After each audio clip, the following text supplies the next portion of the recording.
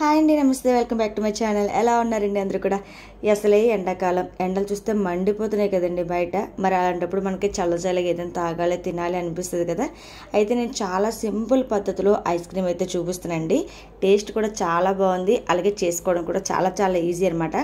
అయితే నేను ఇందులో కొబ్బరిపాలు అయితే వేస్ట్ చేశాను. ఎలా చేసినట్టు చూసేయండి. ముందుకైతే ఒక కడాయి పెట్టేసాను. కడాయి ముందుగా ఒక తడి చేసైనా పెట్టుకోవాలి, లేదంటే చిన్న గ్లాస్ వాటర్ అయినా వేసుకోవాలి అడుగు పట్టుకొని ఉండడానికి. నేనైతే ముందుగా ఒక గ్లాస్ కొబ్బరిపాలు అయితే వేసుకున్నాను. ఆ తర్వాత ఇంకొక గ్లాసు మామూలు పాలు అయితే వేసుకున్నాను, ప్యాకెట్ పాలే. ఆ పాలు కూడా చూసారా ఫుల్ మేగడతో అయితే ఉందన్నమాట. ఆల్రెడీ మరగబెట్టి ఫ్రిడ్జ్లో పెట్టడం వల్ల మేగడ కట్టేసింది. ఆ మేగడతో సహా నేనైతే పాలు వేసేసాను. ఆ తర్వాత ఒక 2 స్పూన్లుగా పాలపిండి అనమాట, మిల్క్ పౌడర్ ఉంటుంది కదా మనకి మార్కెట్లో దొరుకుతుంది కదా, అదైతే ఒక 2 స్పూన్లు వేసుకున్నాను. అలాగే ఒక 2 స్పూన్లు కార్న్ఫ్లోర్ అనమాట. నేనైతే స్టవ్ అయితే ఆన్ చేయలేదండి. ఇంకా ఇవన్నీ వేసుకున్న తర్వాత ఒకసారి బాగా మిక్స్ చేసేసుకున్న తర్వాత స్టవ్ ఆన్ చేద్దామని చెప్పేసి ముందైతే ఆన్ చేయలేదన్నమాట. ఎందుకంటే ముందుగానే పాలు వేడిగా ఉన్నాయంటే కనుక ఇవన్నీ ఉండలు కట్టేస్తాయి అనమాట, సరిగా మిక్స్ అవ్వదు కార్న్ఫ్లోర్ అది. అందుకోసం అని చెప్పి ముందైతే బాగా ఉండలు అనేవి లేకుండా బాగా మిక్స్ చేసుకున్న తర్వాత స్టవ్ ఆన్ చేశాను అనమాట. ఆన్ చేసిన తర్వాత కూడా కొంచెం చిన్న మంట మీదే కొంచెం మరిగించుకోవాలన్నమాట, దగ్గరుండి ఓపికగా మరిగించుకోవాలి. ఎందుకంటే కార్న్ఫ్లోర్ వేసాం కదా, అడుగు పట్టే ఛాన్స్ ఉంటుంది కాబట్టి అలా కంటిన్యూస్గా కలుపుతూ మనం మరిగించుకోవాలన్నమాట. చూస్తున్నారు కదా మనకి ఆల్మోస్ట్ దగ్గరికి అయితే అవుతుంది కదా, చిక్కగా అయ్యింది కదా. ఇలాంటప్పుడు మనకి స్వీట్ ఎంత కావాలని చూసి అంత షుగర్ అయితే వేసుకుంటున్నాను. ఇది షుగర్ అనేది ఒకసారి మీరు కలిపిన తర్వాత చెక్ చేసుకోండి, సరిపోతే ఇంకొంచెం షుగర్ అయితే వేసుకోవచ్చు. ఆ తర్వాత డ్రై ఫ్రూట్స్ అనమాట, జీడిపప్పు, బాదం, అలాగే పిస్తా, ఈ 3 కలిపి నేనైతే కొంచెం మిక్స్ చేసేసానంట. మిక్సీలో అయితే కొంచెం ఈ విధంగా పౌడర్ చేసేసి తెచ్చేసాను. అది కూడా ఇందులో మిక్స్ చేసేసుకున్నమాట.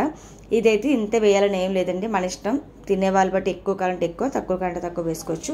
ఈ విధంగా ఇదంతా చక్కగా మరిగించేసుకొని అనేది చూసుకొని స్టవ్ ఆఫ్ చేసేసుకోవాలన్నమాట. ఇది చల్లారకి ఇంకాస్త చిక్కబడుతుంది, అందుకోసం చూసి స్టవ్ ఆఫ్ చేసుకోవచ్చు. ఆ తర్వాత కొంచెం చల్లగా అయిన తర్వాత నేనైతే ఈ విధంగా ఐస్ క్రీమ్ మోసులు అయితే వేస్తున్నానండి. ఎందుకంటే ఇవి ప్లాస్టిక్ కదా, వేడి మీద వేస్తే అంత మంచిది కాదని చెప్పేసి కొంచెం గోరువెచ్చగా అయ్యే వరకు కూడా ఉంచి అప్పుడైతే వేసుకుంటున్నాను అనమాట.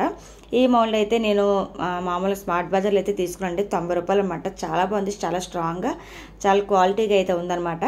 అందులో వేసుకున్నాను. అలాగే ఒక ఐస్ క్రీమ్ కప్ అయితే ఉందన్నమాట, అమూల్ ఐస్ క్రీమ్ కప్స్ అయితే నా దగ్గర ఉన్నాయి. అందులో ఒక దాంట్లో అయితే కొంచెం వేసుకుంటున్నాను అనమాట. అంటే కప్ ఐస్ క్రీమ్ తిన్న ఫీలింగ్ కూడా ఉంటుంది కదని చెప్పేసి ఈ విధంగా వేసుకుంటున్నాను అనమాట. మీరు ఇలాగే వేసుకోవచ్చు, లేదంటే ఈ చల్లారిన తర్వాత ఒకసారి మిక్స్ చేసేసుకొని అదండి మిక్సీ గిన్నెలో ఒకసారి మిక్సీ చేసేసి మళ్ళీ కప్స్లో అయితే వేసుకోవచ్చు. ఎలాగైనా వేసుకోవచ్చు, మీ ఇష్టం. నేనైతే ఎప్పుడు మిక్స్ చేయను, డైరెక్ట్గా ఇలాగే వేసేసుకుంటాను.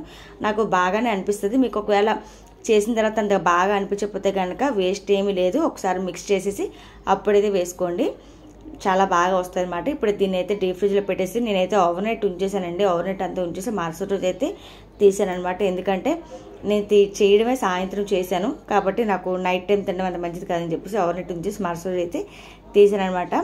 ఇవి ఐస్ క్రీమ్ మౌల్స్లో తీసేటప్పుడు అయితే కొంచెం వాటర్లో మనం పెట్టాలండి. ఒక్క 2 నిమిషాలు వాటర్లో పెడితే మనకి అవి ఈజీగా ఊడొస్తాయి అనమాట, లేదంటే సరిగా రావు. మొత్తానికి అయితే ఈ ఎండాకాలంలో మీరు ఎన్ని రకాల ఐస్ క్రీమ్స్ చేసుకున్నారనేది కామెంట్ చేయండి.